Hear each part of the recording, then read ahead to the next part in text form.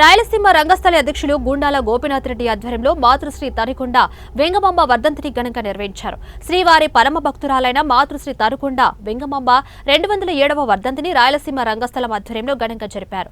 తిరుపతి ముత్యాలరెడ్డిపల్లి కూడలిలో గల మాతృశ్రీ తరికొండ వెంగమాంబ విగ్రహానికి పూలమాలలు వేసి ఘనంగా నివాళులు అర్పించారు. తరికొండ వెంగమాంబ శ్రీవారిని స్తుతిస్తూ రచించిన కీర్తనలు స్మరించుకున్నారు. రాయలసీమ రంగస్థలి చైర్మన్ గుండాల గోపీనాథ్ రెడ్డి సభ్యులు సింగంశెట్టి సుబ్బరామయ్య, కొండే చెంగారెడ్డి, తొండమానాటి సుబ్రహ్మణ్యం రెడ్డి, కేశవులు, పనిభూషణారెడ్డి తదితరులు పాల్గొన్నారు.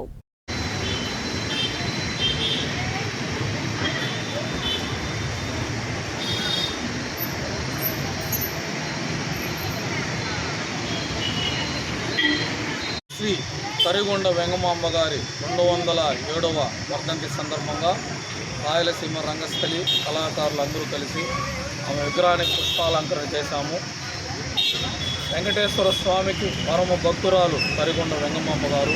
ఆమె 18 కావ్యాలు రచించి స్త్రీ లోకానికే వెన్నె తెచ్చారు. అలాంటి మహనీయురాలు తరిగొండ వెంగమాంబ గారు. ఆమె వర్ధంతిని ఈరోజు జరుపుకొని ఆమెకు ఘనంగా పుష్పాలంకరణ చేశాము. శ్రీ తరిగొండ వెంగమాంబ గారి 207వ వర్ధంతి